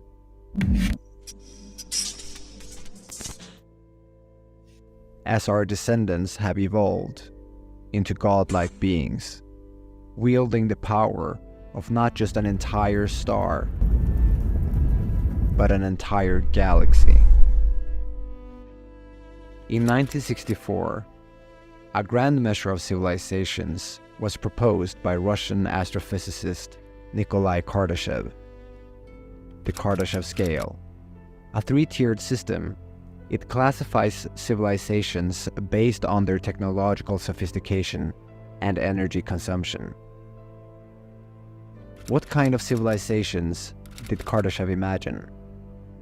Where do we currently reside on this scale? And more intriguingly, where are we headed?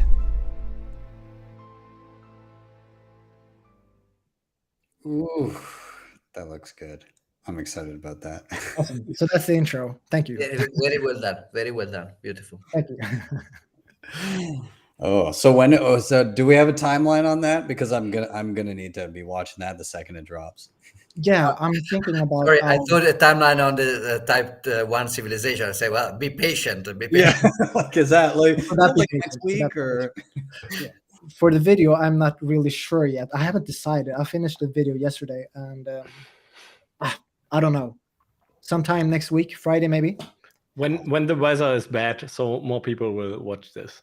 Yeah. When I don't know, Ben, your YouTube channel is you've been working quite a long time and successfully on doing Bitcoin. I don't know when the right time is to publish. I'm still learning these things. Weekdays, the exact opposite of when I do it. Apparently, like between like 8 and 10 p.m. Eastern time. Okay, awesome. Yeah, I'll keep that in mind. But I'll let you. I keep you guys posted, and I'll do some. I'll basically just let you know when I have a date in mind. Yeah. And also the reason I'll mention it too when I get to every week on like the Thursday news show. I try to highlight any like cool things that have come out. So when it drops, thank you so much. Yeah. So I'm very excited about my book Abundance Through Scarcity, because writing it, like, it really made me fall in love with Bitcoin like never before. And if reading it, if you can enjoy reading it half as much as I did writing it, that's fantastic. And I can almost guarantee that people are going to fall in love with Bitcoin in a way that they haven't before if they pick up a copy. Mm-hmm. So and Giacomo, you said you were doing a course in El Salvador. Are you going to adopting Bitcoin? Yep. In November. You are in there for 2 months, from the end of October until Christmas, basically. Cool. I will see you then. I'm speaking at the conference. Looking forward. Awesome. I will make sure to buy a copy before so I can have it signed. Awesome. I wasn't planning on going. Scam. I may have just figured out a way to make it, so I may see you guys there. We'll see. Ioni, withhold the signed copy until Ben confirms that it will be in. Promise. Yes. Don't sign a single thing until I get there. Who's going to Riga? I'm going there as well. You're going? Yeah. Going where? Sorry. Riga, Baltic Honey Badger. That is one that I really wanted to get to. The only reason I'm not going is my daughter starts her first day of grade 1, and I want to be there. So that's more important. That's more important. Yeah. 100%. Yeah. So and I haven't figured out Amsterdam yet. I'm trying to go to Amsterdam and Madeira, but I don't like. I want to have a speaking slot, so I'm trying to arrange that before. You can have mine. Yeah. Yeah, they asked me, but I don't think I don't go to Amsterdam this year. I have too Okay. much to do this year, and yeah, Mm. so too stressful. I mean, I'm in this weird place right now where I have 1 foot in the fiat life and 1 foot in Bitcoin. It's quite difficult to juggle. Yeah, that's not good. But fiat mining is a necessary part in I mean, some ways. financially, if I didn't quit my fiat job in 2013, that would probably be very good right now. Like I had to spend a lot of sets before I had my boating accident. But from the life experience point of view, the amount of people I met in the last 10 years and the amount of knowledge I could extort from wise people, it has been fun. So yeah, I think that leaving fiat job is a very financially reckless but personally enriching experience. Yeah. Agree. I Yeah. agree. Yeah, 100%. I mean, but leaving a fiat job assumes that you may, or regretting leaving a fiat job assumes that you would maintain the level of understanding of Bitcoin that you have right now with enough conviction to continue to stack with your fiat income. And I'm not convinced that many of us would have the level of knowledge that we have, like if we hadn't fully committed. If you don't go full in with your life as well, it's harder to study it. That said, I mean, I also think that what kind of fiat job you're doing also matters, because like something like medical doctors, the amount of advocacy and the amount of maybe like personal investment you may have in something like that is different. I was like technology consultant. I mean, fuck it, let's do Bitcoin. Yeah. Stuff. But I also like it a lot. I really like what I do, so it's difficult for that reason as well. Yeah. And I think one way to go full Bitcoin is to do what you can do better and start to try to serve more the Bitcoin community, get paid in sets for what you do. Yeah. So like the Bitcoin doctor may be a thing eventually if you manage to find a way to scale it. We need the trusted doctors, especially in these times. you need to link up with like Crowd Health or something. Yeah. I think the lesson here is once you go stack, you never go back is probably the way to say it. All right, gentlemen, I'm gonna start. I know Roman, you're on a time crunch here, and we're kind of reached our time. I'm gonna start rounding out here really quick. I also want to give a shout out to Yellow because the halving party is coming. We were talking about travel, so those of you that get down to El Salvador in April, that's happening as well, and I will be there, so I'm looking forward to it. But nonetheless, I like to round out the show a certain way. Roman, I know you're quick. I'll go to you first, but basically at the end of every show, I just quickly go through any final thoughts you may have. Also, I try to get, if you happen to have a recommendation, I love to get that too. So recommendation, what I mean is literally anything, whether it be like a piece of advice that you've learned just through being in Bitcoin for an extended period of time, something you wish others knew that you maybe didn't when you were starting, or it could be a piece of content. It could be a device or an app or something that you think is interesting, a piece of news, something that you think people should check out that is worth their time. So I'll start with my final thoughts and recommendation, and then I'll toss it to Roman next. But final thoughts, honestly, Ioni, I'm so glad that we wrapped with your topic, because I love diving into that kind of like almost cosmic realm of thinking of like where is humanity headed, that greater picture.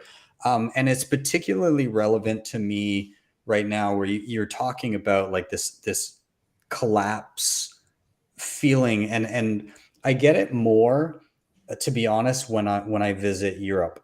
And the reason I say that is because I see the difference in architecture.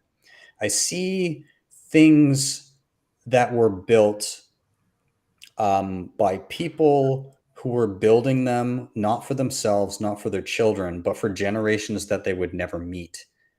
And then I go home and I see things that were built on debt that will be repaid by generations they will never meet.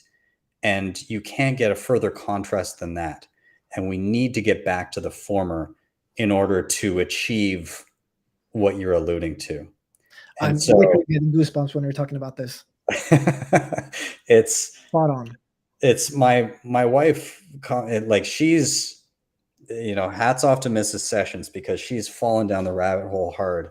And when we get into conversations like this, and we get traveling and we go to these places, and we're like, there's these buildings that are standing that are thousands of years old, and they were built to withstand the collapse of empires. And yeah, like, yes, there's lots of ruins, but there's also lots of things that are still standing.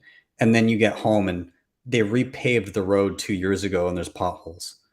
We're no longer building for things to last 10,000 years. We're building for things to last decades to possibly centuries. Yeah, and that is a radical shift in time preferences, in mentality. So that is a decline of our psychology. Was mentioned the same term, time preference, is a term that I did like to study Austrian economics before Bitcoin, but it was really with Bitcoin that I understood this part of Austrian tradition, which is time preference. Kudos to Seifedian Amus, especially, that was the first one to really focus on that, and then many other people, including yourself, Ioni, Knut, many other Bitcoin writers emphasize the point of time preference. It's really one of the most fundamental concepts ever, and the most consequential concepts ever. The problem is that right now you may hear some kind of smirk reaction. When there is something that is unknown and that's proposed, there would be a lot of initial excitation. So everybody was talking about time preference a few years ago. Then people will try to overreact on the other extreme, becoming skeptical of any kind of economic talk, because Bitcoin is you want to get back to be more practical. Don't talk about philosophy. But if you really think about that, it's one of the most profound and consequential concepts in not just in money, but in everything. From everything. And then the problem is this: life to civilization. Yes. The problem is this: if you have a high time preference, you can't appreciate why low time preference is important. True. Right. Meta high time preference. Right. Roman, I'm gonna without taking up too much time, I'm gonna toss it to you. I'll finish off with my recommendation. We were talking a little bit earlier about how, like, when shit hits the fan, when you're in a pinch, you're going to wish you were better prepared than you were. Take self-custody. That's step one. I know, and anybody watching this is going to already have Bitcoin, but if it's not your Bitcoin, it's not your Bitcoin. Figure out self-custody, set up a wallet, get some hardware. That's it. That's my recommendation. Rowan, I'm going to toss it to you. Any final thoughts, recommendations? Take it away, man. Yeah. If you watch this video and you even don't want to buy Bitcoin after all, learn it, because you see how deep these topics can go, like about physics, about mathematics, about Kardashev scale and all these things, and you see how synced our knowledge is. It's the first time I talk that deep with Giacomo, you, Ben, or you, Ioni, and we have quite the same deep knowledge of all these parts that have nothing to do with Bitcoin directly, but indirectly, because Bitcoin is touching all these points of our life, and you're learning so much about how our world is working, and it's a fascinating journey. So even if you don't want to buy Bitcoin, try to learn why you don't want to buy Bitcoin, because I swear to you, it's a fantastic feeling to see all the stuff and growing this need of knowledge in your brain. It's amazing. Love to hear it, man. Awesome. Thank you. Giacomo, I'm going to toss it to you. Final thoughts, recommendations. Go ahead. Redundant, but yeah, self-custody is the first step. Eventually, I think that people will have to pay attention to non-KYC way to buy Bitcoin, and the way to increase privacy by mixing, and to use Lightning, because eventually high fee will arrive. But the very first step is don't get don't allow people to scare you into thinking that backing up 12 words is too much for you. You can write and read alphabetical writing, which took like millenniums for becoming a widespread practice. People could not do that usually up to a century back from now. So you can do very complex things. So you can back up 12 words in a way that you don't lose them and other people cannot easily access them. You can.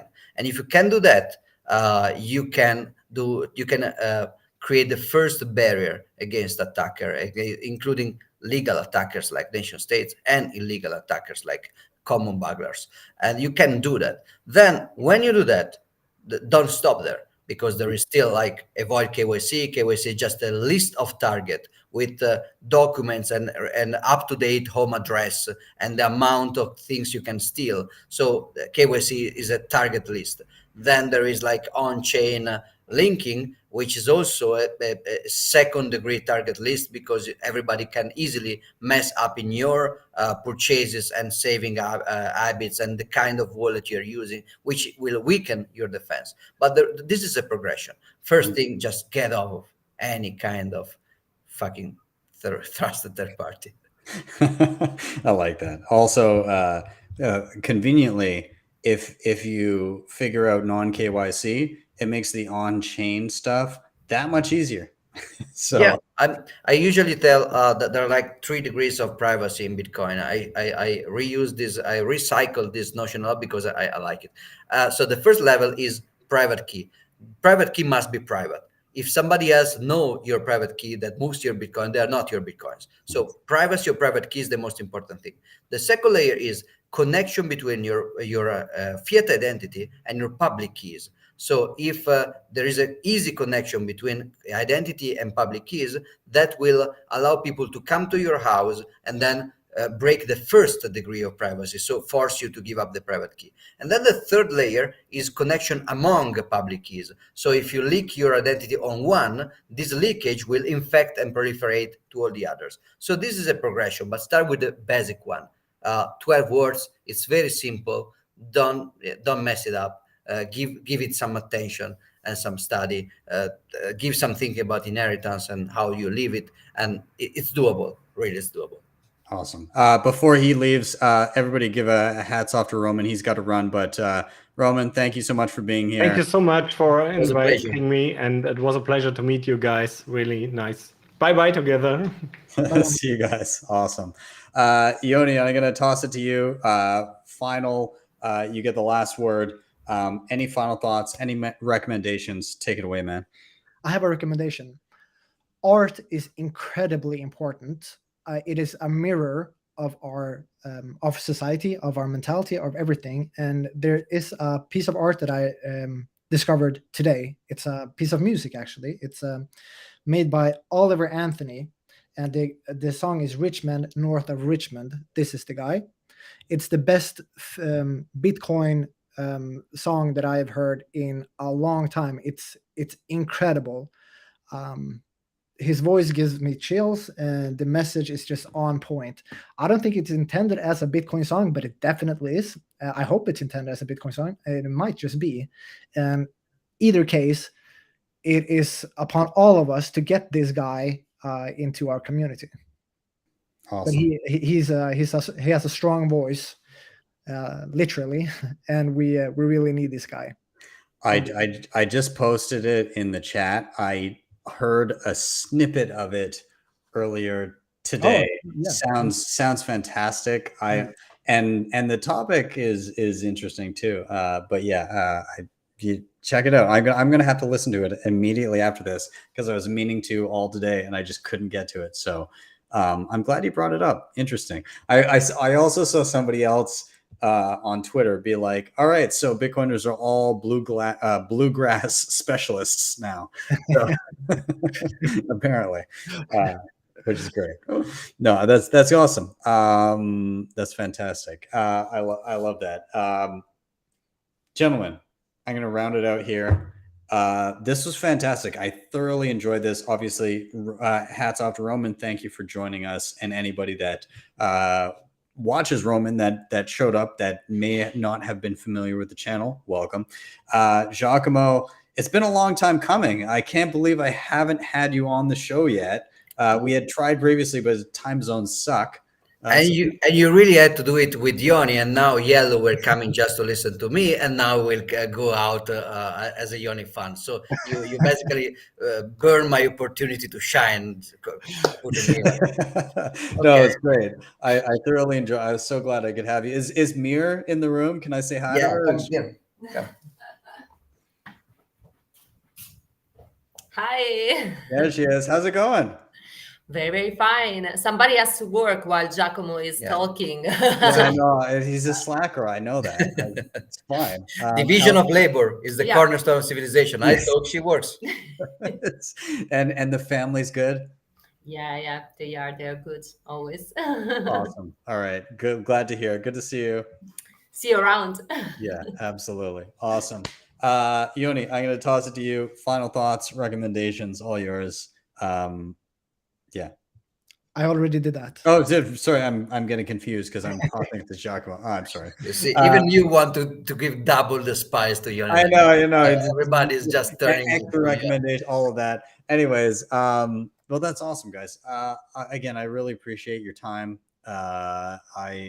This was a hell of a rip. Pleasantly surprised. Anytime I run over the hour and a half, I know it was a good rip. So thank you guys. I really appreciated that. And I'm glad, Ioni, I'm glad that I got to meet you in Prague. I hopefully will see you again soon. And I definitely will cross paths with you. Giacomo, I will see you as well soon. Maybe in El Salvador or later on. Yeah. I'm gonna try and make it down. I think there's something that came up that I may be able to get there in November now. Or you can just go to Greece and just stay there. I don't know. Are we gonna? Yellow really loved the episode because in the chat I said that I liked Greece more than Italy.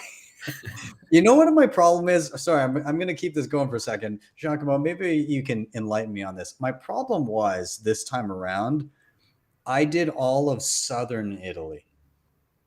Previously, I did all of northern Italy. And then I heard somebody here say just recently, it's like 2 different countries in a single country. Is that true?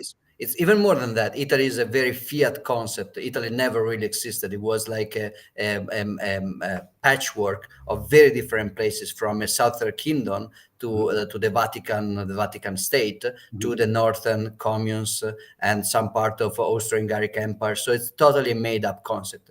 You cannot visit Italy. You can visit hundreds of different places that have been conquered by one single army in the late 19th century. But even the Italian language is totally artificial. It didn't exist up to very recently. It was just a dialect of Florence, and then it was made artificially as the Italian language because they needed unification. My grandparent from Milan could not even understand a guy from Sicily. Just were completely different languages, and was just few generations ago. So whoever told you this is correct. There is no Italy. You really have to be more specific, and it's very complex.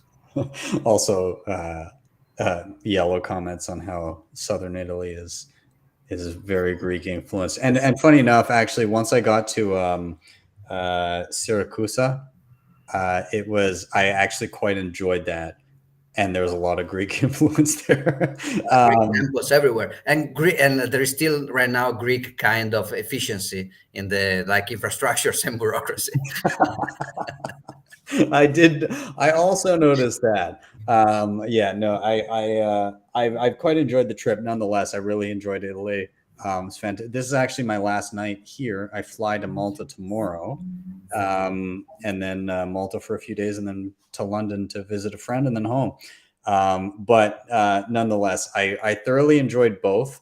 I think Giacomo, just for you, I will say, I really I enjoyed a lot of the northern parts, and then I enjoyed when I went south, and south I mean like anything like south of Rome. I enjoyed, and I don't know if sorry, not Malta, Matera. Is that south of Rome? Yeah, it is south of Rome. It's Okay. Basilicata. Yeah. So I quite enjoyed Matera, and then also Syracuse, Syracusa. How do I say that? Yeah, Siracusa, perfetto. Okay, Syracusa. Palermo, not so much. It's a hard city. Like probably it's like you visit Baghdad. I mean, it's historical, it's good, but probably not. It's also ugly in a way, but you can eat in a way that's incredible. Can you? Okay, so you missed it out. If you didn't eat great in Palermo, you did something wrong. Yeah, well, we're here for a very short time, so we got a lot of good stuff in Syracuse, but yeah. Anyways, I'll stop with the talk. Anyways, I'm going to be seeing some Malta Bitcoiners very soon. Adam back, I'm gonna hang out with him a little bit. I'm looking forward to that. So, anyways, gentlemen, thank you so much for your time. I appreciate you. Love everything. Everybody watching, if you can, go give them a follow. Their Twitter handles are in the show notes, and then from there you can find all the stuff that they're doing. And Ioni, I will as soon as you drop that video, I will share the ever living shit out of it. So can't wait.